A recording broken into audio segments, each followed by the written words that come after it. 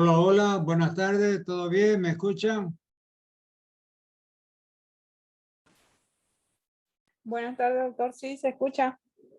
Muy bien, vamos a comenzar entonces. El tema que nos toca ahora es fiebre hemorrágica. Mm, Vamos a poner la diapositiva. Ahí tenemos la diapositiva.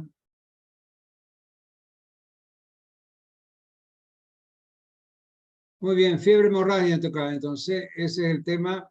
Aquí está en pantalla ya.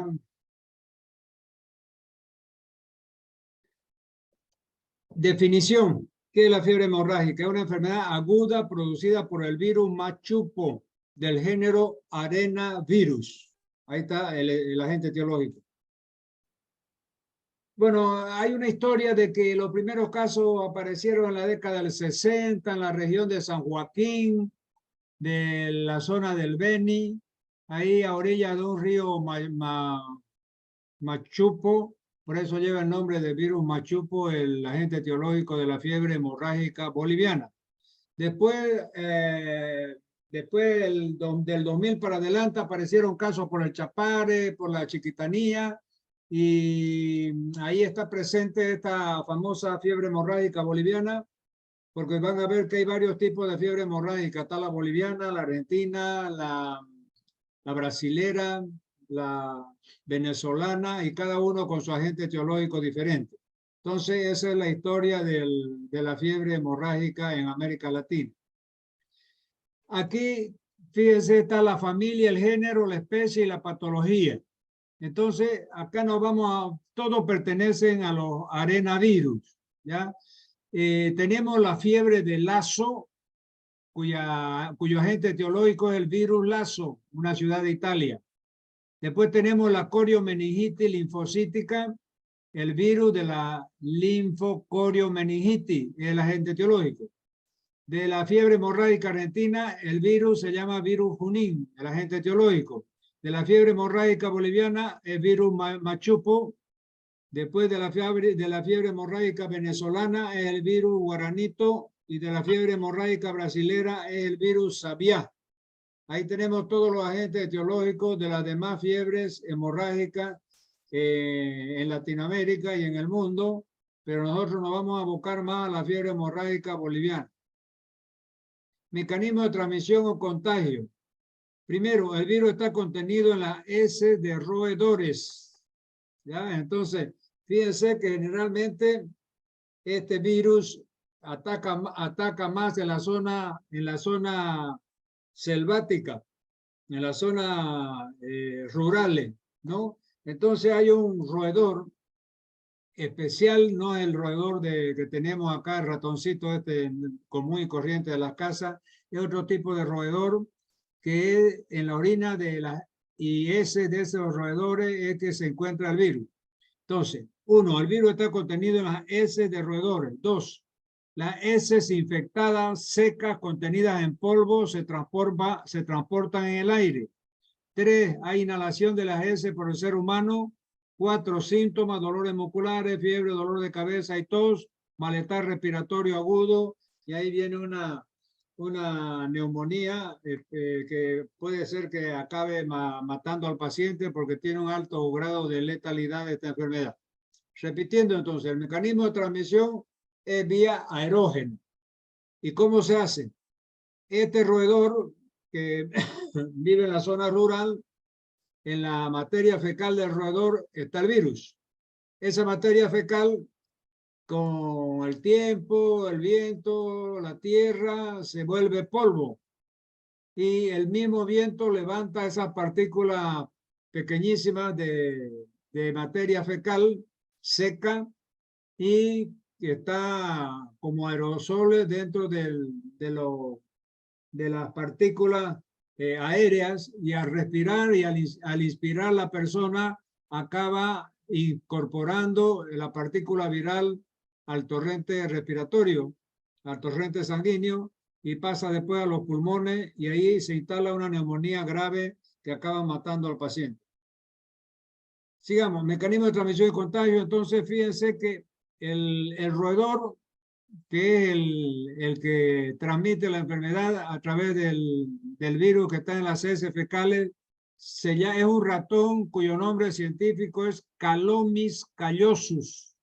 Ahí está en la diapositiva, el nombre en latín, todos los nombres científicos están en latín. Es el hospedero natural del virus machupo, de la fiebre hemorrágica boliviana. Contagio por contacto directo con el ratón o inhalación de sus excretas a través de la vía erógena. Entonces, la forma más común es la inhalación de las excretas, porque difícilmente usted va a agarrar, va a estar en contacto directo con estos roedores en pleno monte, ¿no? Muy bien, mecanismo de transmisión o contagio. La fiebre hemorrágica boliviana, descripción clínica. Periodo de incubación de 7 a 16 días. Transmisión por las excretas del roedor Calomis callosus a través de contaminación de los alimentos o por aerosoles, que es la vía respiratoria, o abrasiones de la piel contaminada con las excretas. Entonces son las tres formas de transmisión de esta enfermedad. Alimentos contaminados con materia fecal de este roedor, los aerosoles, que es la materia fecal pulverizada que se eleva con el viento y se respira y de esa forma se infecta a la persona, o a través de una herida de piel en contacto con heces contaminadas, o sea, de estos roedores, va a penetrar al torrente circulatorio este virus. Esos son los tres mecanismos de contagio más frecuentes. Si ustedes se dan cuenta, la vía aerógena es la más probable y la más frecuente y es la que acontece con mucha...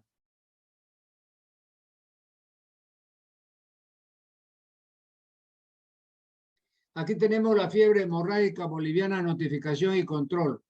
Como toda enfermedad infecto-contagiosa, esta fiebre hemorrágica boliviana es de notificación obligatoria.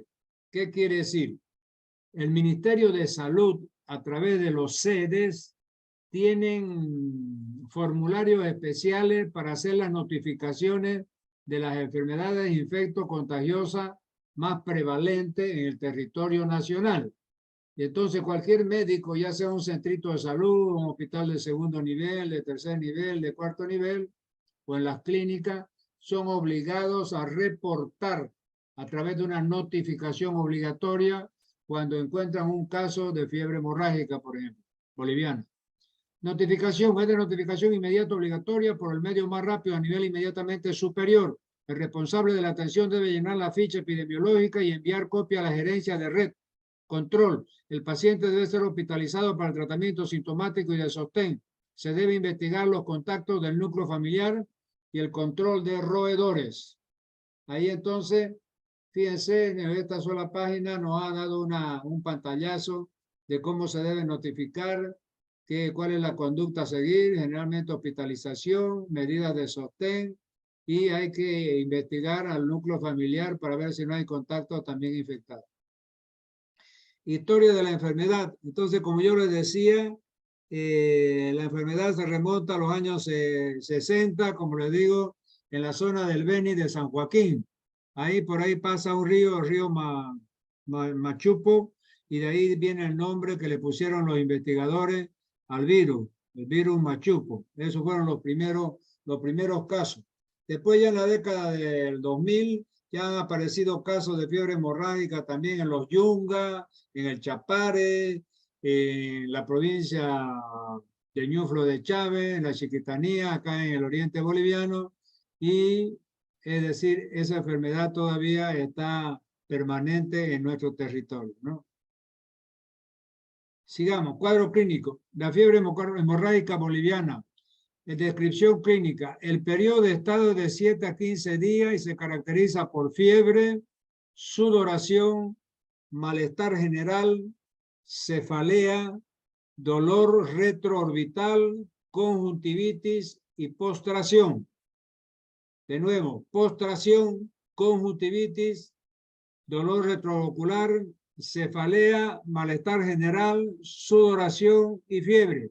Eso al comienzo, la primera, segunda semana. Después vienen 3 a 4 días, aparece exantema en el tórax, o sea, manchas en la piel. Eso se llama exantema de tórax. Añadiéndose más tarde petequias. ¿Qué son las petequias? son sufusiones hemorrágicas en piel también. Ustedes saben que la gradación de una hemorragia en piel y tejido celular subcutáneo es el siguiente. Las hemorragias pequeñas, más pequeñas, se llaman petequias. Después, la mayorcita, de mayor tamaño, se llaman equimosis. Una de mayor tamaño, púrpura. Por ejemplo, cuando le tira un puñete en el ojo y se le moretea, esa es una púrpura. Y después, mucho mayor todavía, es hematoma. Por ejemplo, un golpe en el muslo, inmediatamente se hincha, se pone morado, se absceda después y hay que drenarlo, esos hematomas grandes, ¿no? En este caso lo que tenemos, se comienza con exantema en piel y después petequia, que son manchas en la piel puntiforme, debido a hemorragia puntiforme. Edema de la cara, cuello y parte superior del tórax. Entonces hay edema en cara, cuello y parte superior del tórax. En el hemograma hay leucopenia, trombocitopenia y albuminuria. Las infecciones graves producen hemorragias, encefalopatía, bradicardia, hipotensión, shock y muerte. Fíjense entonces que es una enfermedad muchas veces letal. Infecciones graves, hemorragia grave, da una encefalopatía, bradicardia, que es arritmia cardíaca con baja frecuencia, hipotensión arterial, choque, que es el shock, y muerte. El periodo crítico es del 7º al 10º día. Entonces, fíjense que la enfermedad comienza como una enfermedad común y corriente, de 7 a 10 días, hay malestar, hay dolor de cabeza, hay dolor retroorbicular, hay conjuntivitis, hay postración. Hasta ahí, todo bien. Pero ya después de los 10 días ya comienza a complicarse y ahí aparecen ya las petequias, las hemorragias, debido a la trombocitopenia, las infecciones pueden producir también hemorragia encefálica, encefalopatía, bradicardia, hipotensión y shock y muerte. Es el periodo crítico entre el 7º y el 10º día de esta enfermedad. Sigamos, cuadro clínico nuevamente, periodo de incubación. Tenemos el periodo de incubación, después viene la fiebre, la cefalea, la petequia, la hemorragia gingival y conjuntival. Cuando hay una enfermedad vascular con pérdida capilar, vasoconstricción y shock clínico, o parecido a una enfermedad neurológica y por reflexia, alteraciones de la marcha y coma. Entonces, fíjense que comienza como una enfermedad infecto-contagiosa común y corriente, con fiebre, cefalea, ahí comienza a aparecer la petequia y la hemorragia gingival en las encías y subconjuntival en la conjuntiva. Luego ya puede simular un problema vascular con pérdida capilar, vasoconstricción y shock vascular. Y luego pasa a tener ya problemas neurológicos con hiporreflexia, alteraciones de la marcha, coma y muerte del paciente. ¿Ya? Entonces, estas son las fases del cuadro clínico. Entonces, hay una fase febril, con artralgia, mialgia, petequia. Hay una fase vascular, con vasoconstricción y shock circulatorio. Y después hay una fase neurológica, puede haber una fase neurológica con hiperreflexia, alteraciones de la marcha, que se llama ataxia. Ataxia con X es cuando hay alteraciones de la marcha. Eso es un término neurológico. Ese paciente está con ataxia. ¿Qué quiere decir? Al caminar se va desequilibrando y tiene una marcha en bamboleo, así, ¿no? En zigzag un poco, ¿no? Como la marcha del ebrio. Entonces, eso es una alteración de la marcha, eso se llama, entonces, es producido entonces ya cuando llega a los troncos neurológicos, va a disminuir los reflejos, va a aparecer la ataxia, que es la marcha esa, la alteración de la marcha en los cuadros neurológicos y el coma. Sigamos. Aquí, fíjense, una sintomatología que es una epistaxis. Ya hemos dicho que por eso se llama, es decir, fiebre hemorrágica, porque los síntomas que predominan es la fiebre y la hemorragia, ¿la verdad? Aquí fíjense que hay sangrado nasal, que es epistaxis, pero puede también haber el sangrado de la encía, gingival, gingivorragia que se llama, puede haber hematemesis, melena, enterorragia, hematuria, entonces puede sangrar en la piel, petequia, equimosis, púrpura, etcétera, ¿no? Muy bien, aquí tenemos hemorragias subconjuntivales, que la hemos descrito también en el cuadro clínico. Fíjense que hay sufusiones hemorrágicas en la parte de la conjuntiva de los ojos, de ambos lados, que se ve muy bien aquí en este primer plano en la diapositiva, ¿no? Muy bien, sigamos. Diagnóstico. ¿Cómo se hace el diagnóstico de la fiebre hemorrágica boliviana? Este virus lidera las mayores alteraciones de los sistemas vasculares neurológicos en Argentina, con mayor incidencia en otoño, con una mortalidad de 20 a 30%. Fíjense que la mortalidad es grande. Este virus fue identificado en 1950 y su vector en 1958. El ratón maicero en la región central de la ciudad de Junín.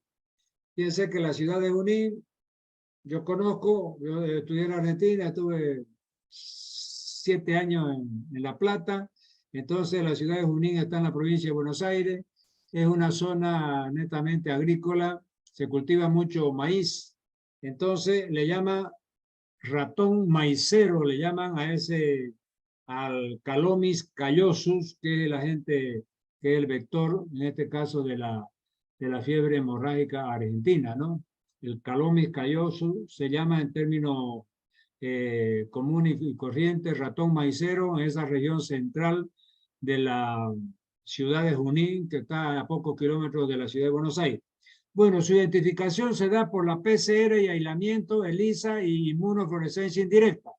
Entonces, fíjense, yo le pregunto, ¿cómo se hace el diagnóstico de la fiebre hemorrágica boliviana? Entonces me tienen que decir, hay 3 pruebas. Primera, PCR, prueba de la polimerasa. Segundo, T de ELISA. Tercero, inmunofluorescencia indirecta. Esas son los 3 exámenes diagnósticos para diagnosticar a la fiebre hemorrágica boliviana y argentina, etc. Tratamiento, administrando plasma proveniente de personas convalecientes antes del 8º día de infectado. Esto reduce de 20 a 3% la mortalidad. Entonces, fíjense lo que se hizo al comienzo en el COVID, cuando se pagaba a precio de oro suero de pacientes convalecientes de COVID para aprovechar sus anticuerpos. Bueno, lo mismo se hace con esta enfermedad que no tiene un tratamiento específico, es decir, utilizar plasma proveniente de personas convalecientes antes del 8º día de estar infectado con el virus, ya sea el machupo, Junín, etc.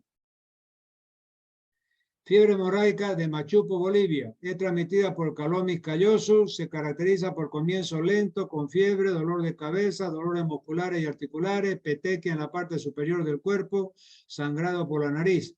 Los pacientes responden bien con la vacuna contra el virus Junín. Sigamos. Profilaxis. Aislamiento de los pacientes y el manejo cuidadoso de sus excretas para evitar el ciclo de transmisión. Entonces, lógicamente, si la mayor forma de transmisión es a través de las excretas del Calomis callosus, que es el roedor ese, entonces de la zona rural hay que hacer un aislamiento de los pacientes y el manejo cuidadoso de sus excretas del mismo paciente y del Calomis callosus. Poner en cuarentena los lugares donde se da el brote del virus. Las muestras que se analizarán de los pacientes se deben tratar con suma precaución debido a su alta contagiosidad. Cuarto, el personal médico debe seguir medidas de protección extrema. Ya vamos a ver que la indumentaria, fíjense, con casco, con lentes especiales, overoles de plástico, es decir, y toda una parafernalia para no contagiarse de esta enfermedad que es sumamente contagiosa. Aquí tenemos, fíjense que la OMS, la Organización Mundial de la Salud, ha decretado que esta enfermedad pertenece al nivel 4 de protección contra la infección. Es decir, el nivel 4 nos va a dar una serie de instructivos, cómo tiene que hacerse el traslado y la atención de los pacientes y de cómo tienen que protegerse los equipamientos de protección individual de estos pacientes. Fíjense que parecen trajes de astronauta, fíjense que tiene como un casquete, tiene una fuente de oxígeno propia incorporada ahí en el casco ese de plástico del uniforme propio en amarillo que está ahí. ¿Qué quiere decir? Porque si respira el aire de afuera que está contaminado con aerosoles de esa materia fecal desecada de esos ratones Calomis calloso, entonces se va a infectar rápidamente. Entonces tiene que tener una fuente de oxígeno propia estas personas, el personal médico, el personal de salud, que van a evacuar a las personas enfermas, que van a transportarla a una clínica, a un centro asistencial, etc. Entonces, nivel 4, ¿cuáles son las enfermedades que están encasilladas según la OMS en este nivel 4? Primero, fiebre hemorrágica boliviana. Segundo, fiebre hemorrágica argentina. Tercera, virus Marburgo, que está en el África. El ébola, que ha estado en Haití últimamente, en Centroamérica. El virus de Lassa. Lassa es una ciudad de Italia. Y otras enfermedades hemorrágicas.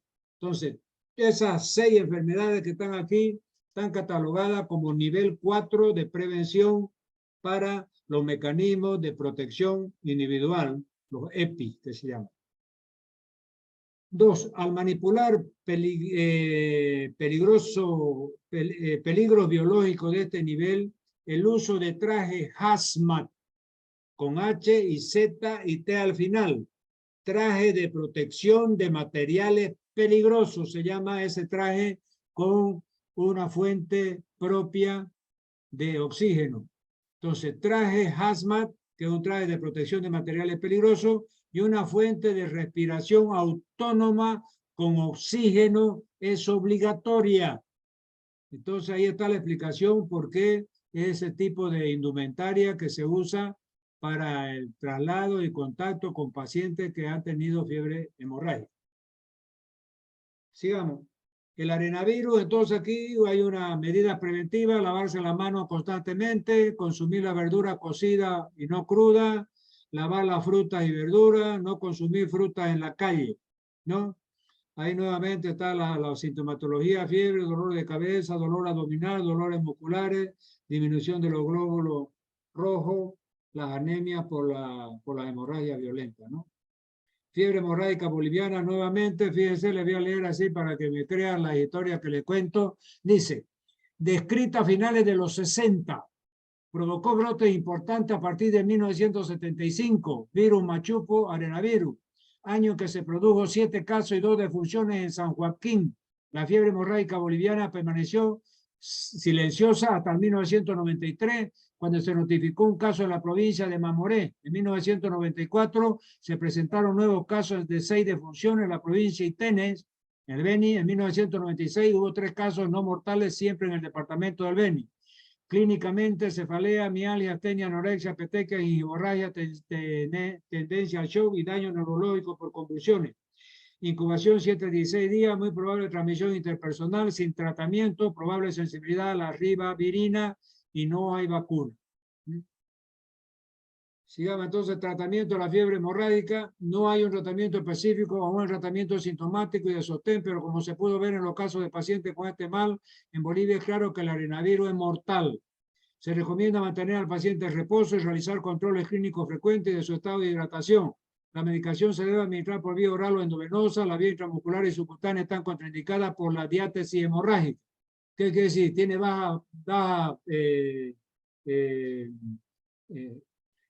o sea, tiene una tendencia a sangrar. ¿Por qué? ¿Qué va a tener? Las plaquetas bajan mucho, entonces cualquier pinchacito, cualquier inyección, es decir, sangra, sangre y sangre. Por eso es que la medicación de preferencia hay que hacerla por cualquier otra vía que no sea la vía subcutánea, intramuscular o endovenosa. Y para evitar riesgos de infecciones sobreagregadas. Tercero, Por esta misma razón se recomienda evitar las canalizaciones y sondas vesicales o cualquier otro procedimiento invasivo, salvo que sea estrictamente necesario. 4. Se sugiere lo siguiente: analgésico y antitérmico, paracetamol y derivados pirazolónicos. 5. Antiácido, gel de hidróxido de aluminio, antiemético como la metoclopramida. 6. Antidiarreico, lo que actúan por disminución de la motilidad intestinal como la loperamida. Y 7. Conviene evitar el uso de los que contienen bismuto porque pueden enmascarar la detección de melena. ¿Qué es la melena? El sangrado anal, que se sangra y sale una sangre negra porque es sangre digerida en el intestino. Entonces, cuando se sangra por el ano y la sangre roja se llama enterorragia. Cuando se sangra por el ano y la sangre negra se llama melena, porque es una sangre digerida que es color del alquitrán, nauseabunda y blanda. Esa es la melena. Muy bien, entonces de esa forma creo que hemos terminado. Ahí está la parte de fiebre hemorrágica. Así que